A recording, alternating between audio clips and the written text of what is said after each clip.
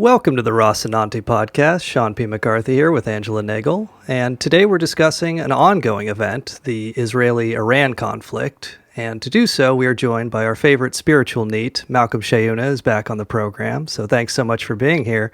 I just want to bring the listeners up to date real quick before we tap your expertise. So we're recording this June 17, 2025. Situations developing, could be different by the time this comes out. But June 13th, in the middle of ongoing nuclear negotiations, Israel struck Iran with air-to-surface missiles, as well as drones launched from within the country. They assassinated several generals and nuclear scientists, as well as the lead nuclear negotiator, Ali Shamkhani. Since that time, there have been daily back and forth retaliations. The Iranians have been striking Israel multiple times a day with ballistic missiles in Tel Aviv, on Haifa, other places. President Trump left the G7 summit in Canada early to return to the United States and go into planning mode. And according to the Wall Street Journal, quote, President Trump is considering a range of options against Iran that could include an American strike. Now, there are between 40 and 50,000 U.S. troops in the Middle East. So, Malcom, I guess my first question to you is just what happens if the United States starts bombing Iran? Well, I guess to set that up, I'll mention that I watched this program called Breaking Points with Sagar Enjeti and Crystal Ball earlier today. They're obviously very opposed to the war. Pretty much every American is. This is very much kind of a 80-20 question. But they were wringing their hands because this was Iraq on steroids. This would be essentially a shock and awe campaign, and that's all fine. But what happens afterwards? You're going to have nation building, which is going to cost like immense amounts of blood and treasure and last for decades because Iran is almost 5 times the size of Germany. It's 2/3 the size of the continental United States. It's a very big country. It has 90 million people, so 1/3 of America. And it's got a lot of the makeup for an even worse kind of sort of like insurgency than Iraq ever would have. And I remember watching this and just kind of shaking my head, like regime change, nation building, like these are the things you're concerned about.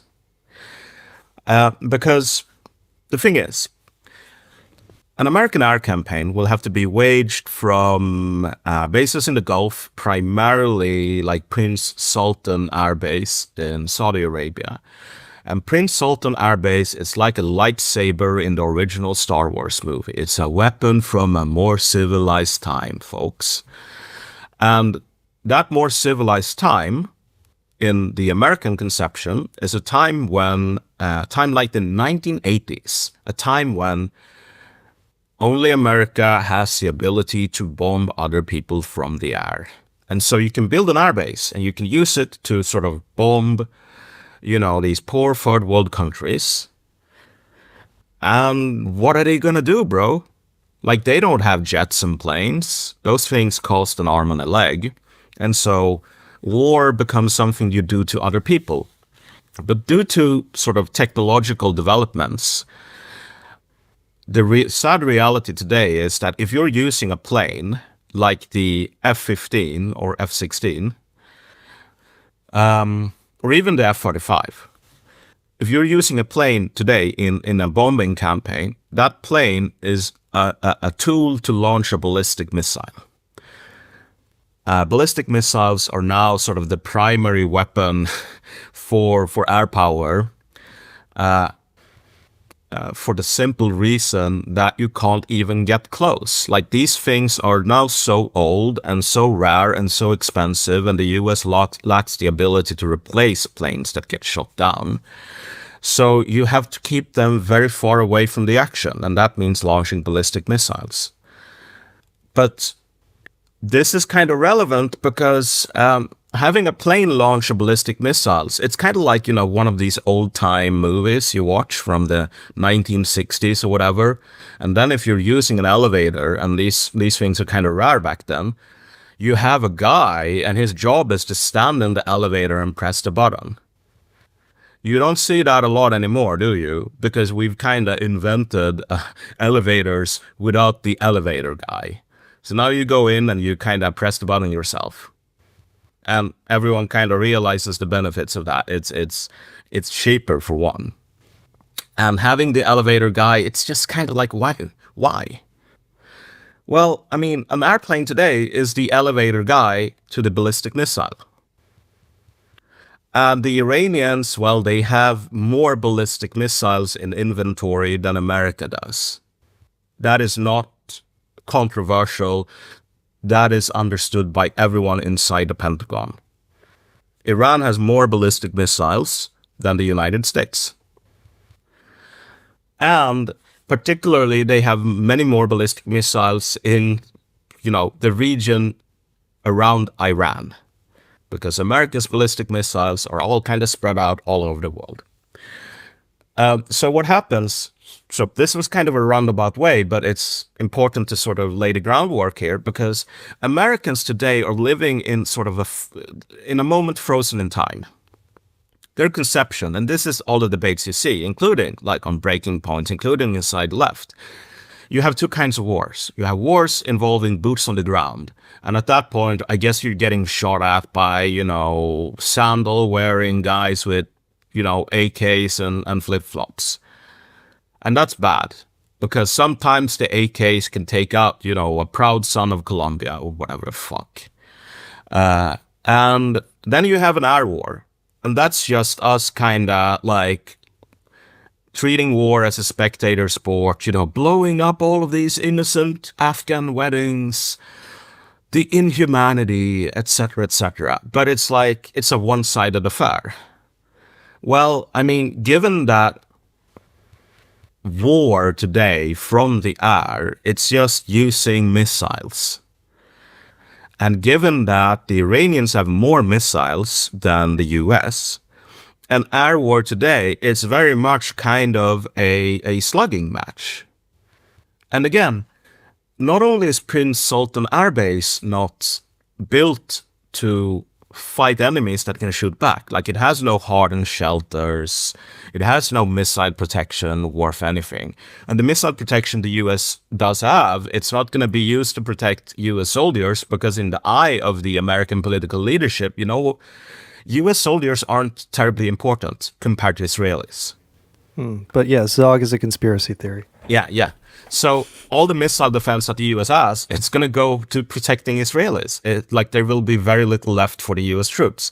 And even though that is the case, and even though a lot of it is going to Israel, you just have to watch the videos from these missile impacts to realize that it's not it's not a good level of protection. Well, I mean, it's better than nothing, though, I suppose, and nothing is what US troops will get. So once this air war starts, it's going to be a two-sided affair where the enemy has more ability to blow you up from the air than you have to blow them up from the air. And not only is the American sort of basing structure not built for that, the American military is not built for that. The American military is not built for handling casualties at all. Most units are on paper fine, I guess. I mean, they're usually hiding just how big the holes are by shutting down entire units. Or they will say okay, we have this regiment, 1,000 men, and it's completely,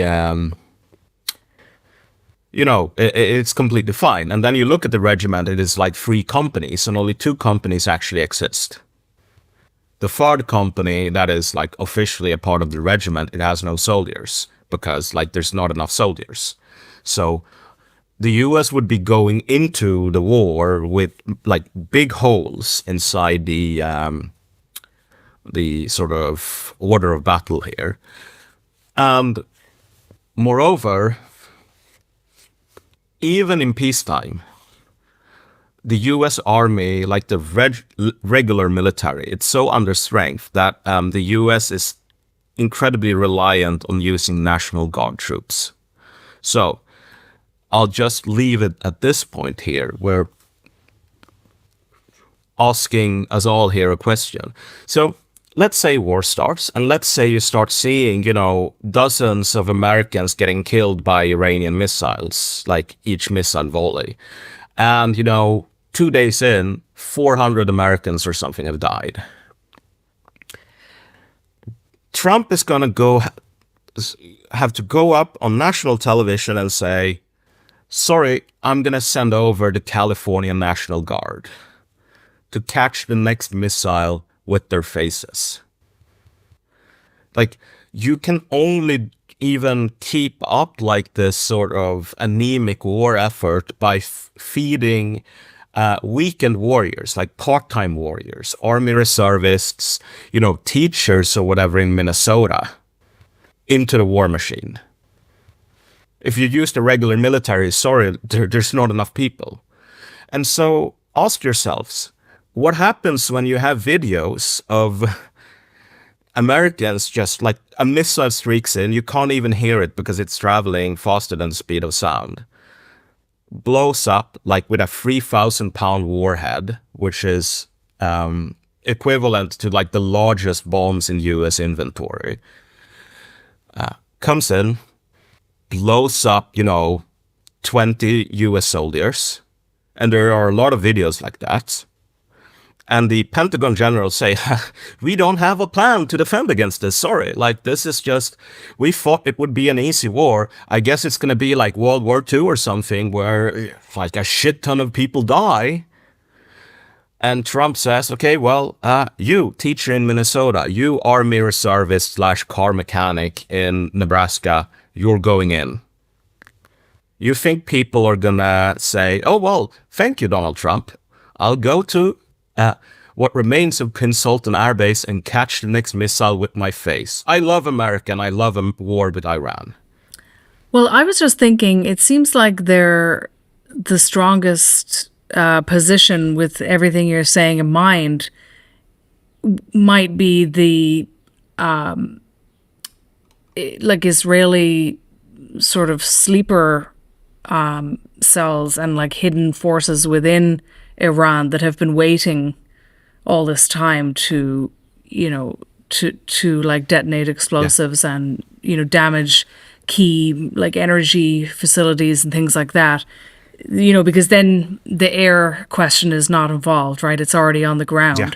Do you think we might see sort of something like that, like very 20-year planned kind of things like that going on? Oh, no. Absolutely not from the U.S. And this is the really... No, from Israel, I mean. From Israel, sure, but like there's only so much you can do. I think they've sort of blown much of their wad in terms of like infiltrated assets. They keep saying like we have this big operation that's gonna make the pager operation look like nothing. That might be true. Yeah. I mean, this is kind of how the Israelis operate. Like it's a state founded by terrorists. Like they do terror. They're not really that good at warfare. But even so, like you can't really bring down a country using terror or decapitation strikes. Like they've been trying decapitation strikes on the Palestinian resistance for literally like 60 years. Hasn't really worked out. Like how many decapitation strikes have they done on Hamas? A lot. Hamas is still killing soldiers inside the Gaza Strip. So, I mean, in the words of Dr. Phil, and how's that working out for you? But the interesting thing here with the Israelis is that they're actually doing something I find like incredibly fascinating in a very morbid way, like this weekend at Bernie's effort, essentially, because they have swallowed the Kool-Aid of the West. Like the Western self-conception of the air war, like Desert Storm, Desert Shield, which is, that's a way of war that is about as old as my mom, like in terms of its antecedents. It's like the airframes are older than anyone on this call. Like they kind of bragged about using an F-15 plane that's like, oh, well, this was used in the first bombing on Beirut in like 1982. Like, what's that to brag about? Like, imagine in the Vietnam War, and it's like, we're rolling out this fucking double-decker plane flown by the Red Baron in World War One. Like, it's the same sort of time difference. Like, if you used World War One planes in the Vietnam War era, people would say, like, okay, well, you're a kind of a rinky-dink military, like, you're a joke. The point of military equipment is not to be a museum piece, it's to work and be sort of efficient.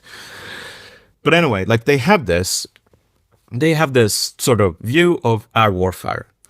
And if that view is compromised, then like the state of Israel itself is compromised. Because the state of Israel can only survive as long as the Israelis have faith that their military is superior to everyone else's, like for obvious reasons we don't even have to go into here. Same thing with the US. Like the US today, the last thing that people kinda, sorta, maybe have some faith in is the US military. Like that's the last institution standing. Like, who are you gonna trust otherwise? Congress? I don't think so. So these things have to have this veneer of respectability and like they have to be intimidating.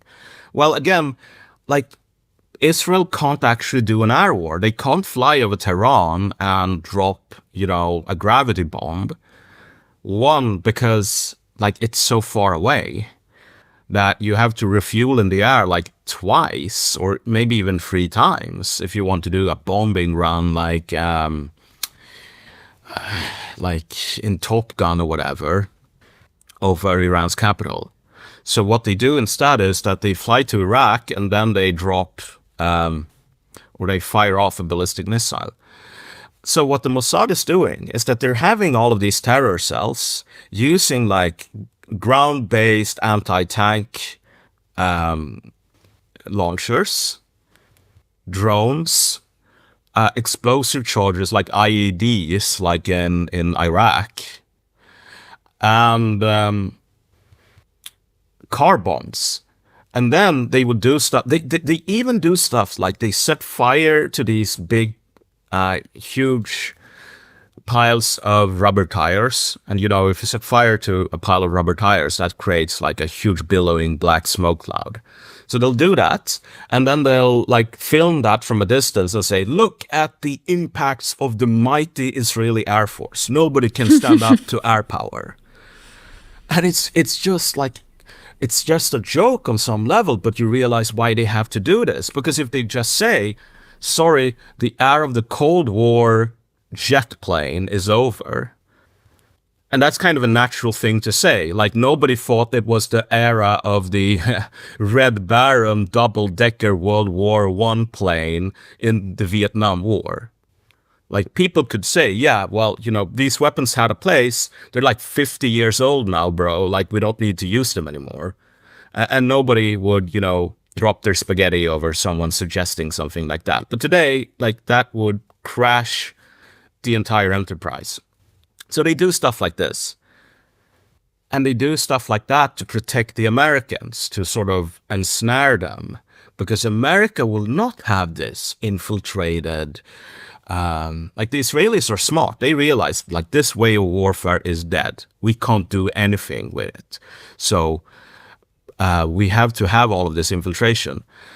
Americans have not done so. Americans are like the British saying, dropping a torpedo from a plane, that'll never happen. Like, aviation, naval aviation, that's just a fad, bro. Like, we have battleships from, 20 years ago, and there will never be anything to like the British had all of these copes, including like Japanese eyes are too slanted. So even if level bombing or dropping torpedoes from a plane would ever become a thing, which it's not gonna become, by the way, but even if that would become a thing, like that's not actually a threat to British battleships because, I mean, look at their slanted eyes, bro. Like if you have eyes like that, would you be able to aim a torpedo? I don't think so. Right. They could get slanted aimers. They can correct the technology. Yeah. I mean, it's really funny. They had so many, like some of these copes were even like on some level kind of true, including the point where, like they said, because Japanese language, it's not like alphabet based. It's like pictographs. So like the average Japanese kid has to learn like so many characters, while we only have, less than 30. And so all of the space and the brain that in the British kids had for, being warriors, that was taken up by, memorizing, Japanese written language. So like these people wouldn't be able to actually like outsmart you or come up with new strategies because their language is too complicated. And if you do MRI scans and stuff, like you actually see like differences in sort of brain activity in young kids just based on it is kind of different learning like the Japanese written language. It wasn't different in a way that was relevant to warfare, though, as it turns out. But, the British needed all of these copes. Because, I mean, and you see the same thing from Americans today. Like, if you present the fact that, okay, these missiles work, like, it's indisputable that they work now. We have all the video evidence. You can just call up anyone in Tel Aviv and ask them, are the missiles real? And they will say, yeah. The missiles, they're pretty fucking real. So what Americans I've talked to now say is, yeah, but will the Iranians ever dare use them if we go to war?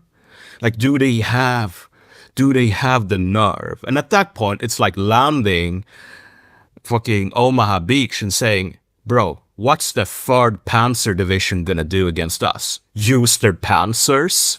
I don't think so. And it's it's called the 3rd Panzer Division because they have Panzers. They use Panzers in war. If you land with, an infantry division or whatever, yeah, they're gonna use the Panzers. That's what they're there for. But again, nobody in World War II said oh yeah, what's this German machine gunner gonna do? Shoot me with his machine gun? Because, I mean, the Americans could fight. Today, they really can't. They have no plan if the machine gunner uses his machine gun, if the rifleman uses his rifle, if the Panzer Division uses their Panzers.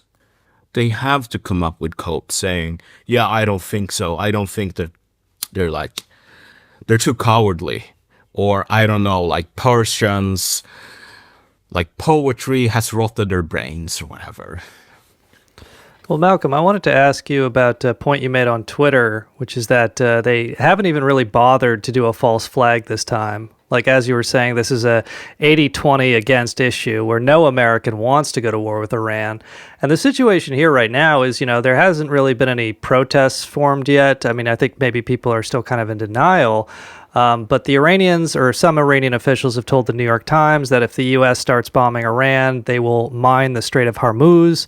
About 20% of the world's oil goes through the Strait of Hormuz. So this would be a situation where oil or gas prices for Americans could hit $10 or $12 a gallon. So I guess I'm just wondering, Malcolm, what does it say about how this situation has changed since 9/11, where we had to have this big propaganda lead up to the Iraq war, whereas now they're just not even bothering. They're just going to impose it from the top down, and just be totally indifferent to public reaction. And two, this kind of indifference you see among Americans, my guess would be, gas prices at $10 would shake them out of that a bit. But what do you expect the domestic public reaction to be if they go forward with this war? I mean, I don't think what you're seeing in the U.S. today is indifference. Like, you're seeing shock. But think about, like, Trump's birthday parade in D.C., like the military parade. During that time, you had massive, truly massive protests around the country, like the No Kings protests. And they were probably the biggest protest movement in U.S. history, like in terms of raw numbers. They were far bigger than the Women's March. And though the Women's March didn't really do much in terms of, like the politics of that were always kind of a blind alley in a lot of ways. No Kings, it's kind of like that was already relevant before this war. And the war is an 80-20 issue, even at the like some 20% of Americans say, yeah, we should have a war with Iran, but they're buying the pig in the poke. They think a war with Iran is, okay, we get to bomb the Iranians, they don't get to bomb us. There is no support for a war in which, like, the Americans are the underdog. But that's the reality. Like, if you're on Prince Sultan Air Base, you are the underdog, bro. You are using obsolete 50-year-old technology against someone using 5-year-old technology that is, like, from a superior tech stack. But, I mean, what we're going to see here is a couple of days of shock. And then, like, the protest movement will start going for real. And once you start, and I mean, I'll just say this straight out, because I think that, like, this shouldn't be a controversial point if you understand history. The US has its 250th birthday, slightly more than a year from now, on July the 4th, 2026. You are the most credulous idiot on the planet if you think that America will still be a thing at that point. And if you go, whoa, what will happen in the midterms, bro? Bro, there aren't gonna be midterms. It's over. They're not bothering trying to psyop or do a false flag, because the system now is so broken that, like, doing a false flag, it wouldn't really matter anyway. Like, the Congress has stopped functioning. Like, it can't even pass a budget. America is heading towards bankruptcy at lightning speed. Like, one of the effects of this war is that now credit markets are pricing in several downgrades of US debt to the point where it's barely even, like, rated as investor grade. Like, US bonds are about to become junk bonds. Once that happens, you will have a collapse of the dollar and you will have hyperinflation. And nobody is even trying to avoid it. Nobody's trying to sell this because it cannot be sold. It cannot, like, it's impossible. So once you get protests, the one thing you can do, I suppose, is something that Trump has already tried a dry run of, which is send in the Marines, send in the National Guard. And so if you think about, like, how empires collapse, it's kind of like, dying of HIV, where you develop, like, this immune system deficiency, and then an opportunistic infection comes along and kill you. Like, you die from the common cold. But you're actually not dying from the common cold. You're dying from HIV. But,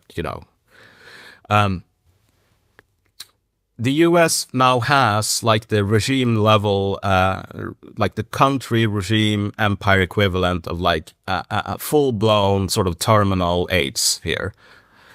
And whenever that happens, historically, the cold that comes and kills you, it's a mutiny.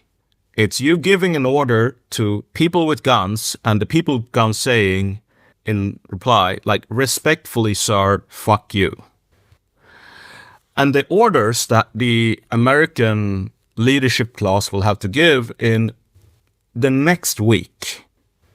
So not, at some misty point in the future, literally the next week, are probably going to be, go to that city, bring out the guns, crack skulls until the protests stop. That's one kind of order. The other kind of order you're going to have to give to the guys with the guns is, go over to the sandbox. I know this video of, your body being blown up by, 3,000 pounds of high explosive being delivered by, Iranian overnight express here. Just got published on the internet. I know that your generals are feckless and incompetent, and I know that this war was declared illegally. I don't care. Like, you're a slave. Like, you signed this paper 8 years ago. Stop being a teacher. Go get blown up in the sandbox. That's the other kind of order. What are the chances that at some point the people with the guns say, respectfully, sir, fuck you? I would say the chances of that are 100%, actually, maybe even higher. And if you doubt that, you only have to look at Trump's military parade. Trump's military parade was designed to show the world the nature, the true face of the US Army. And because Trump is a senile fucking boomer, he thought that, the US Army that would be shown was one of exceeding lethality and discipline, and like anyone who looked at it would be wowed by, holy crap, like, okay, America, it's kind of falling apart. But here we have the one institution that you really can't mess with. Everyone in the world who looked at that stuff, like, they started laughing, and Americans particularly, like, oh man, like that. These soldiers do not look like soldiers who would say, of course, my emperor, I will go and die selflessly for your illegal war that nobody wants. Like, I'll just leave it at that. Well, you were saying before, making the comparison to the end of the British Empire, and I often think of the figure of Lafayette in America, where basically he helped to fund and set up all these kind of people from all over the world, really, who came together to plot against Britain from America, like, for example, an interesting one is the father of Henry Carey. Henry Carey was the advisor to Lincoln. His father was a nationalist pamphleteer in Ireland, and he was able to come to America because of Lafayette. So, at a certain point, the fact that there are so many people who hate the empire so much, yeah, like, you can kill a lot of them, you can get rid of a lot of them in many ways, but when there are so many and they really have an all-consuming, lifelong, like, vengeance against the empire, somebody somewhere will have the willpower to see it through, And I feel like at this point, the Israel lobby has been so successful at destroying opponents domestically that they basically just had to nuke all of American public life. Yeah. Like, it's not possible for anyone who isn't a blackmail pervert or something like that to even support them. So American public life is like nuked. There's no intellectuals. There's no honesty possible. Everyone has to live in the state of fear of them. The whole media is just basically there to launder, intimidation material that they get from intel. And so at a certain point, even all of the citizens of America are kind of like, this is worse than losing, quote unquote, like, losing the war would actually be winning at this yeah, point. exactly. I mean, that's the thing. The U.S., as someone, like an American jokingly said to me that like the Cold War turned out to be just, the standard knife fight where the fight itself, like it's about deciding who dies in the alley right there and who dies in the hospital 2 hours later. The Americans won. And yeah, like the Soviet Union, they died in the alley like instantly, and the Americans, now they're on the hospital and sort of the heart rate monitor, it's just like flatlining. Because in some ways, America today is way worse, like more sort of spent as a political, ideological force than the Soviet Union ever got to be. And again,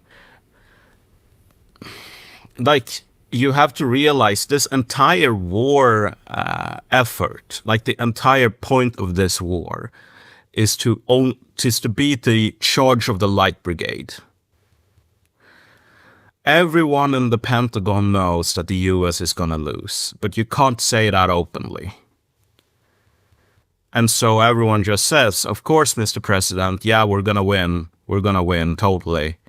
America is the greatest and will always be the most powerful. And then they just kind of resign themselves to America collapsing in the span of a couple of months, which is also what's going to happen. Because again, like there is no light at the end of the tunnel here. There is no sort of political reform movement, number one. And the moment that this incredibly unpopular war is being declared, like an illegal war, a war based on sort of deception that is never done in international politics. Like you don't actually kill diplomats or peace negotiators. Like that happens once every 500 years or something, because it's just so useless and counterproductive. So like the war is legal, the economy is going off a cliff.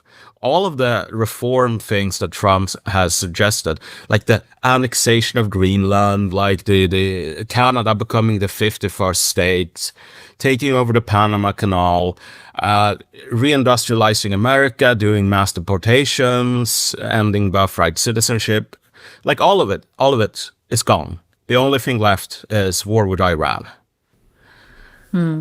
So, I mean, at this point, you can count the amount of time that the current political system has left in weeks. Like, people have to face the music here. Like, if you say, oh no, I think things will be fine, that's like taking a guy who just got his legs blown up by, an artillery shell, and he's dying of cancer, and he's suffering from hypothermia, and he has all of the sort of signs of severe blood loss, and a hungry lion is sort of pouncing on him and saying, oh no, this guy might actually survive. Like, find me an example in history of someone being in a worse situation than the U.S. is right now. Well, I wanted to spend a few minutes just talking about the Fell For It Again award recipients, namely the people who voted for Trump and their reactions to what's going on. So I found like 4 different kind of themes. But Malcolm, I wanted to get your reaction to these, but also Malcolm, Angela, if you found any more that are interesting, because I think it is fascinating to observe this. So so one reaction I've got from Matt Forney is, quote, if you're whining about Iran, you are spiritually brown. So that's the new one, that you are brown coated if you are worried about war with Iran. I got one from Charlie Kirk here. Quote, when things are moving very fast and people are losing their minds, it's important to stay grounded, turn off your phone, read scripture, spend time with friends, and remember, internet fury is not real life. It's going to be okay. And so that one I would categorize as just stop paying attention to the news, Zog cattle. We have it under control. And then you have the full boomer, which is Bill Mitchell. He says, has anyone considered the possibility that America has miraculously survived so many close calls over the centuries that it is our purpose, all caps, to defend Israel? If we quit Israel, I believe God may quit us, and I'm not prepared to take that chance. And so that's the full boomer. And then the last one is like, you see some of the Bronze Age pervert, captive dreamer people, they're doing this kind of like slow boil the frog thing where they say, we're not going to war with Iran. This is all just the panicans. Nothing's ever going to happen. But, it just should be noted, Biden, Obama, and Bush all vetoed Israeli strikes on Iran, because I think they all understood the way this goes is you can't like separate out Israel from the United States. Like once Israel starts bombing Iran, as they already have been, it becomes basically borderline impossible to get the U.S. from having to commit itself and double down. So, but I just wanted to ask you, Malcolm, what you've been thinking of the Fell for It Again reward recipients you've been seeing. I mean, there are there's basically three groups in terms of like the reaction to this. There are people who openly denounce what's going on, saying like, this is a betrayal, like one for the record books. Like, Trump, you fucked us. You said you were against this, and now you might be the worst president. Like, you are worse than George W. Bush. And so, like, it's actually quite interesting. Like, if you look at, like, the biggest podcasters and influencers, most of them, almost all of them are there. So you have Steve Bannon. Steve Bannon, he's part of this category. He might be like the most sort of cautious one, saying, or at least he was saying, 8 hours ago or whatever, like, Trump, you still have a chance to fix this. And he might not be saying that anymore because it's so clear that Trump isn't going to fix this. Like, Trump is not being badly advised. He is the problem. And then you have Tucker Carlson saying, like, I'm out. You have the Hodge twins doing the same.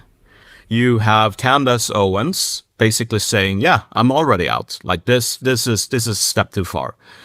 And like this, like the defections in this sort of popular culture, like they're almost everyone is defecting. I guess Tim Pool would maybe do something like Charlie Kirk and say, like, please, like, go out and touch grass. But in general, like, the defections are almost like wall to wall. And then you have like the second category, and I should also add to this first category of people openly denouncing this stuff. I think that, just like a guess, you probably have half of Trump supporters being here already, like saying, you stabbed me in the back. And then you have two other categories, the first of which is people who are quiet. And so I have some friends in this category who, like, I've kind of lost contact with in a sense, because I saw pretty early, like before he even won the election, that like Trump, he's not going to save America. He's going to ruin it. And like the tariff stuff kind of really proved it for me, because it was not designed to bring industry back. It was just this insane scheme that would screw American manufacturers over. And like the latest economic data shows that like American manufacturing is just like it's being killed. And so I said, like, I'm not in support of deindustrialization, so like Trump is an idiot. And then you had a lot of people who were like fiercely partisan, like they invested so much into it. And now they can't defend him anymore. So they're just completely quiet. They're doing the Charlie Kirk thing of, oh, well, I'll play some video games or I'll post about coffee. Like a week ago, they couldn't shut up about Trump. Now you can't get a single peep out of them. But I mean, these people, they're in the waiting room. They're in purgatory, basically. Once they've done their penance, they will be welcomed through the gates of heaven, and they'll say, man, this orange fucking retard, like, he just ruined America. He might be the worst president ever. And I would say that, like, of the remaining half, like 45% are in this category. Like, they're too shocked to say anything or to really, like, enthusiastically. Like, they might say something like, well, let's just wait and see what he does. Maybe he's not completely, like, hopeless. Then you have 5%, which are the people, there's a funny book about this, When Prophecy Fails. If you're part of a doomsday cult or part of some prophetic movement, whatever, and the prophecy fails, and you're given proof that is incontrovertible, like you cannot avert your eyes from it. In some ways, in some specific cases, your faith in the prophecy might actually be strengthened by this. And the conditions for that is you've invested so much into that prophecy that like you're naturally resistant to changing it, because like you sacrificed like all your sacrifices, it would just be for nothing. And so that kind of makes it inherently harder to change opinion. And then the other sort of condition that has to obtain is that you have like this social support group. So like the BAP movement here, like these people around there, like if Trump is gone, they have nothing. They are like super dead enders, because there'll be nobodies. I mean, they're kind of nobodies today, like micro celebrities on Twitter or whatever, but like they really will be nobodies. And so they just have to say, yeah, it's brown coded, or like we're reclaiming Persia, blah, blah, blah. And these people, like some of them will eventually sort of abandon this prophetic movement centered around Trump. But you will have some people like Japanese soldiers still fighting World War II in like the 1960s. Like they'll still be around. There won't be a lot of them though. They often love to use that term spiritually brown to describe Irish people as well. Yeah, they always say like everything about Ireland is spiritually brown. And recently, there's this kind of a meme that they're always spreading, which is that why did Ireland even bother leaving the Union, leaving Britain, leaving the Empire? And every time they do this, loads of really angry Irish people go in the comments, and it gets loads of attention and stuff like that. But Curtis Yarwood was talking about it. And, well, he was sort of making this elaborate case that, like, English liberals were really responsible for the decline of the empire, and they kind of used Irish nationalism, you know, that it wasn't really organic or something like that. But I mean, that whole meme that, like, what was the point in leaving the empire? You know, the people spreading that are solely interested in Israel, in Zionism, really. I mean, that they're an influence operation for that purpose. So they know perfectly well that on the one issue that they really care about, Britain and Ireland are like night and day. They're exactly opposite, like polar opposite positions on that question. Yeah. Because Ireland is the most anti-Israel country in Europe, maybe along with Spain. Yeah, for incredibly obvious reasons. Yeah, and Britain immediately sends Air Force anytime, Israel requires it. So, I mean, again, like, just people need to understand that it's not actually they don't actually care about, like, English liberalism or any of this bullshit. They're literally just saying anyone who does not support Israel is spiritually brown, illegitimate, everything in their history is worthless, etc. And they're like obedient, their obedient slaves next door are actually really base and Chad and cool. Yeah, and the interesting thing, now that you bring this up, is that, like, people will sometimes quibble with the Soviet Union comparison here, because, like, the Soviet Union, they had communism. And so, like, the collapse of the belief in communism necessarily led to the collapse of the Soviet, like the communist empire. And we don't have the same. Like, we're not ideological here in the West. Yeah, we believe in liberalism, but I mean, it's not liberalism. It's not the same kind of belief as, like, it's not as all-encompassing. It's not as deeply held, etc., etc. And I tend to agree with that. But that kind of saying that is just being the fish asked, "How's the water today?" and responding, "What's water?" Because we do have something very similar to like this all-encompassing ideology of communism, and that is the World War II religion. And the World War II religion, it sort of structures our entire perception of the world. And I got the most sort of interesting illustration of this when I was talking to my mom, actually. And mom has always been like a sort of supporter of Israel. That's not super common in Sweden. Like, that's not the standard position. Like, the standard position is to be opposed to it, kind of. But not in this really involved way. Like, it was the culture war of the 60s or the 70s. Mom basically said, well, you know, all of these annoying Maoists hated Israel, so I kind of supported it because I didn't like the Maoists.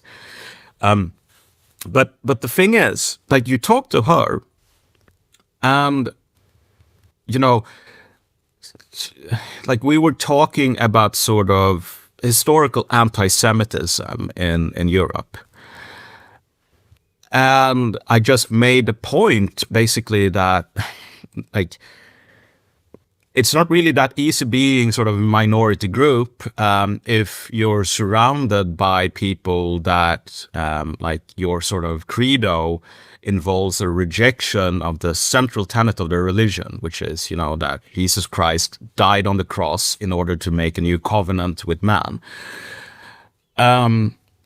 So you're going to be surrounded by people who want to convert you. And mom kind of did a double take, like, what? What do you mean convert?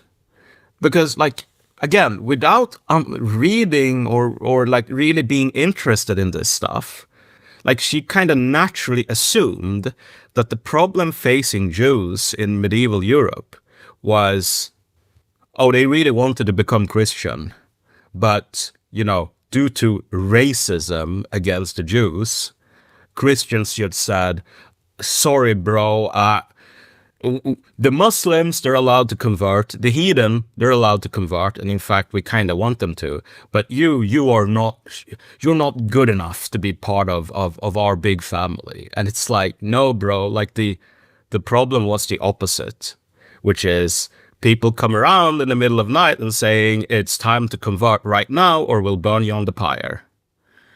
And so why do I point this out? Just because, like, if you have this sort of all-encompassing World War II belief, it kind of like an AI slotbot.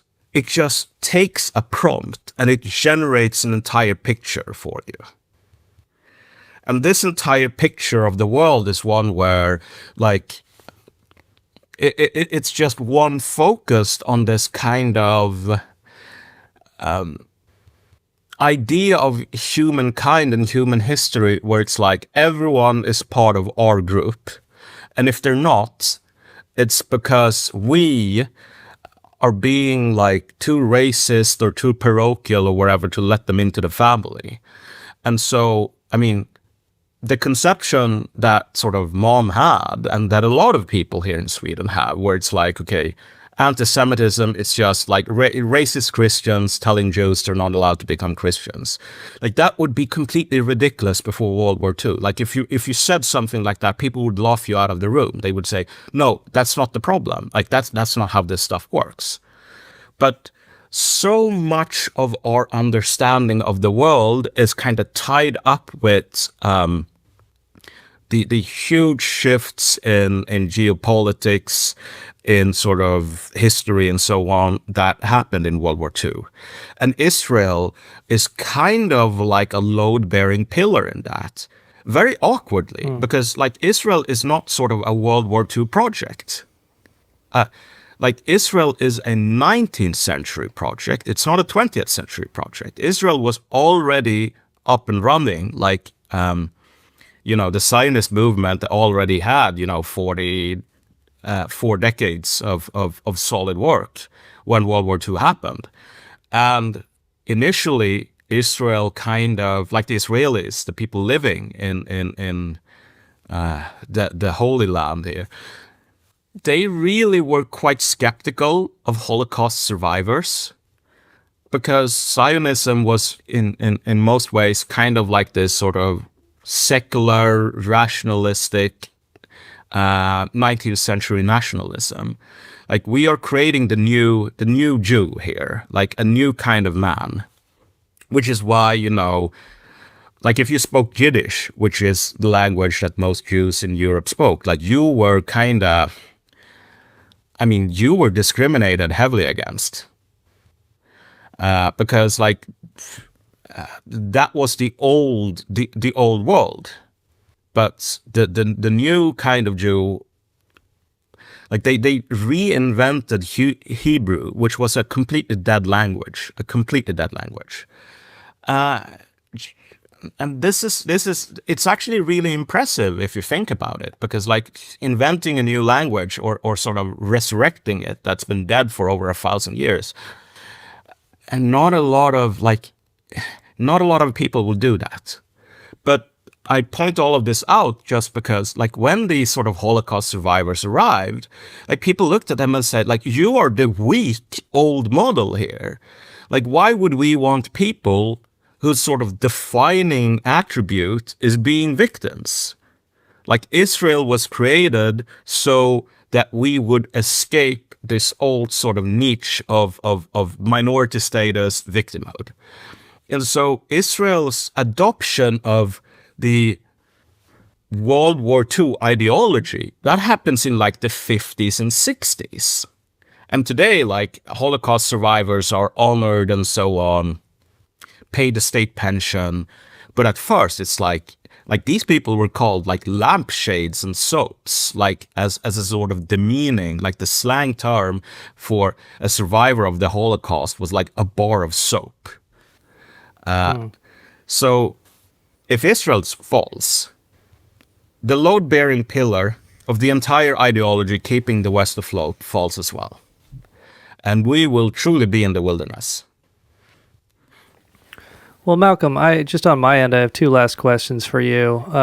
So first, as of today, June 17, 2025, I'm just wondering if you think there's any way for Trump to back down or get out of this? Because in my view, like, once American bombers start dropping bombs, and then American soldiers start getting hit with missiles and killed in bases, and then the Zionist media will go crazy. Like, once you actually have American bombers dropping bombs and dead soldiers, I think it becomes basically impossible to get out. And I'm just wondering if you think it's possible now for him to back down.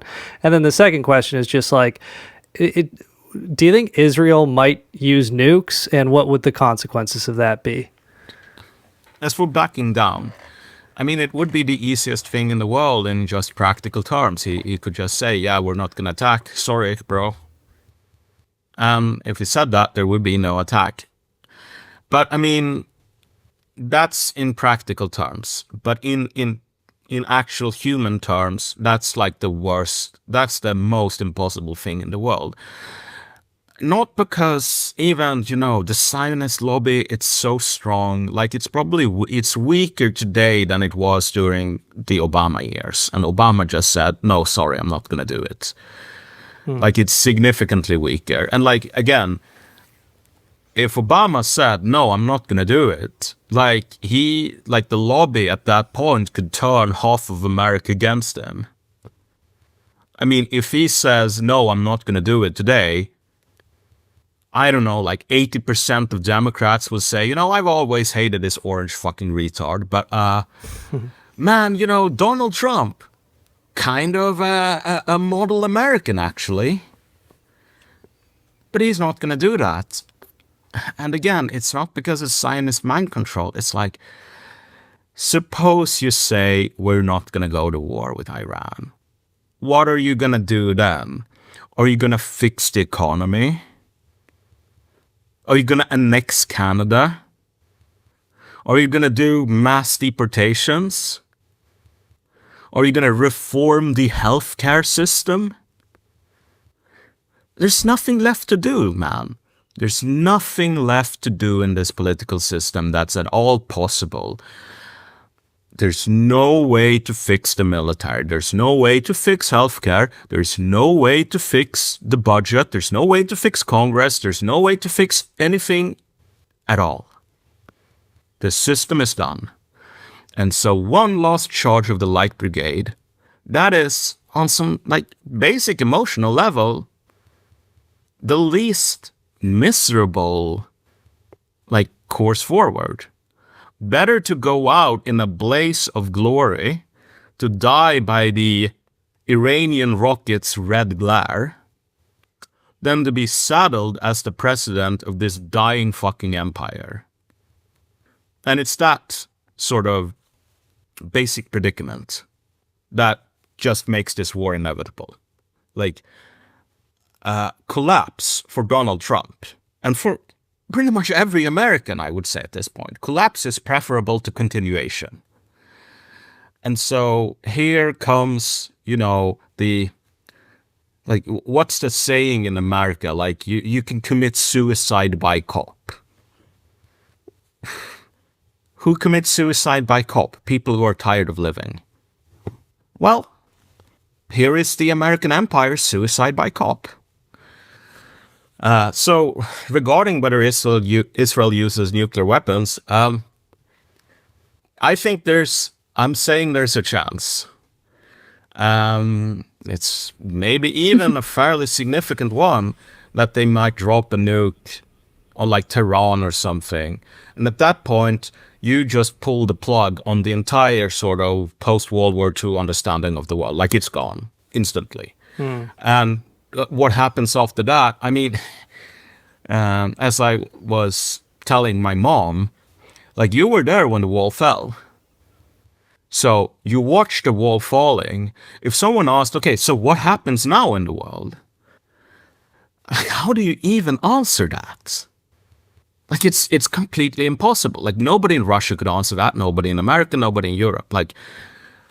The system has fallen, and now you're just in this sort of foreign alien jungle. And that's where we're going to be at the end of this process. A nuke, the only thing that's going to do is it's going to kill a lot of people.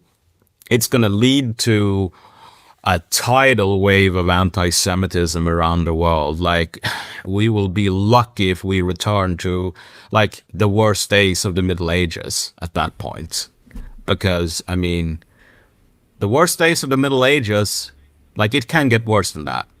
And that's what's going to happen, instantly if you have, you kill 500,000 people or whatever and you break the nuclear taboo. But at the end of the day, we are going to end up in the same place no matter what happens and no matter what anyone decides. The course is locked in. The World War II mythology, religion, ideology, it's going to die. And we're going to be left with nothing, just as the inhabitants of the Soviet Union were left with nothing when communism collapsed. Number one. Number two, the American empire. That's all, folks, as they say in Looney Tunes. This is the last act. This is the fat lady singing right now. Well, I want to thank you for your upbeat analysis, Malcolm. Very insightful as always. Angela, did you have one more question for our honored guest? No, I was thinking, I wish I had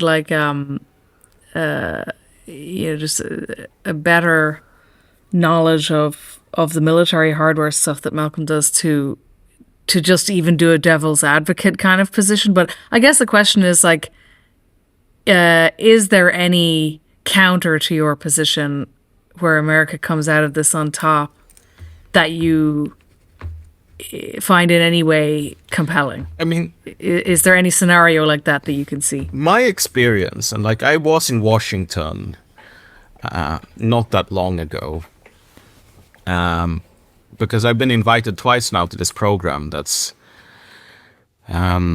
sort of a cooperation between George Washington University and the Pentagon. Like, so they have this educational course in sort of national strategy, I think it's called, for people very high up in the military hierarchy. So like on the colonel level, which is, you know, the rank immediately below 1-star general.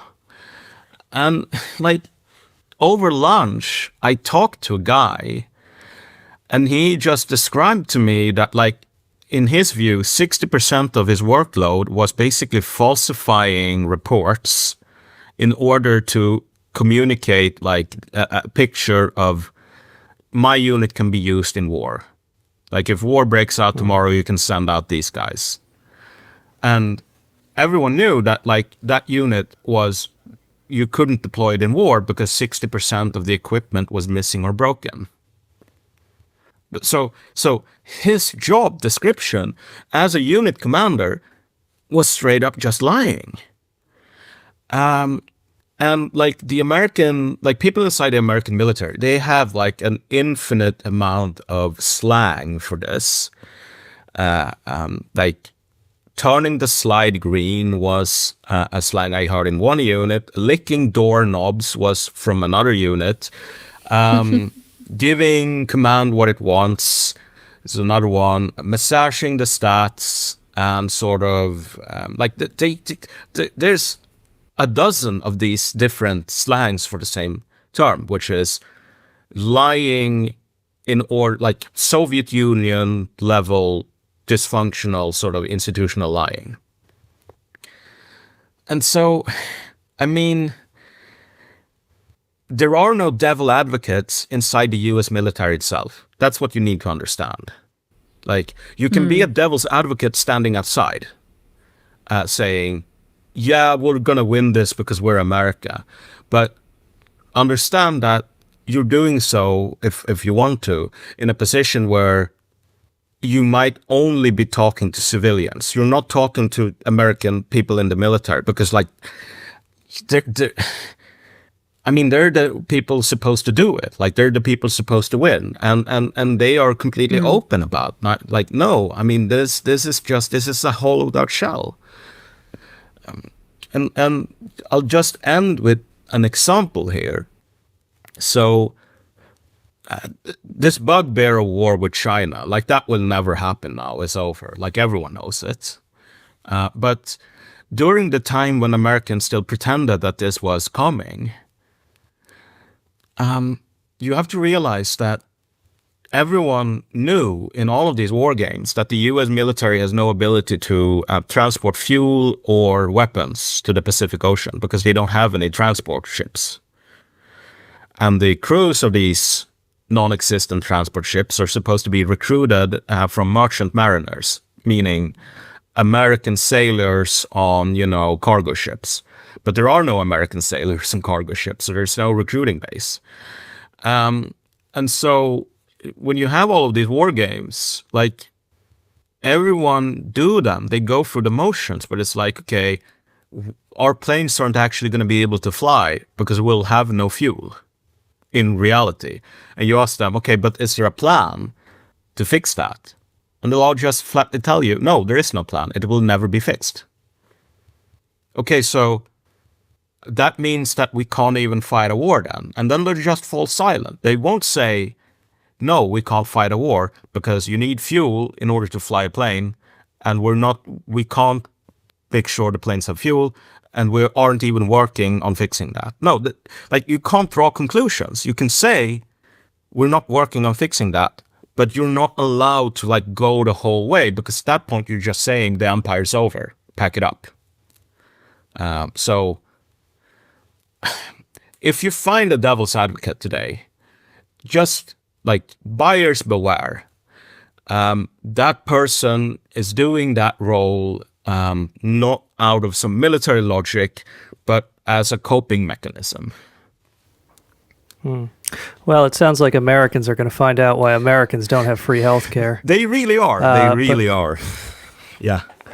Well, Malcom, I want to thank you. This is very fascinating and insightful. Where can people find you, and is there anything you want to advertise to the people? Yeah, I mean, I mostly write for Unheard.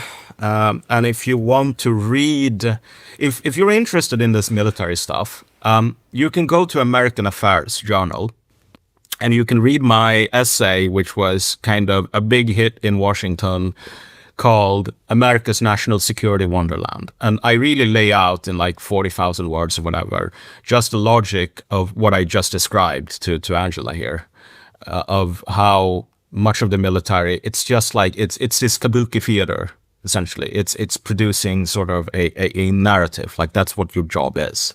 So if you want to read my general writing, Unheard, and if you want to read my specific writing about the U.S. military, American Affairs Journal. And if you, the listener, want to hear more from myself and Angela, you can become a premium subscriber at patreon.com/Rocinantepod. That's ROCINANTEPOD. Or you can become a premium subscriber of Angela Nagel's Substack, angelanagel.substack.com. In both places, you can get all our premium episodes. We just did a new one about the book The Anatomy of Power by John Kenneth Galbraith. So that's available for premium subscribers right now. But we want to thank you. We'll either see you over on the premium side or we'll see you next week. Thanks for being with us, and thanks again to Malcom. Bye-bye. Bye.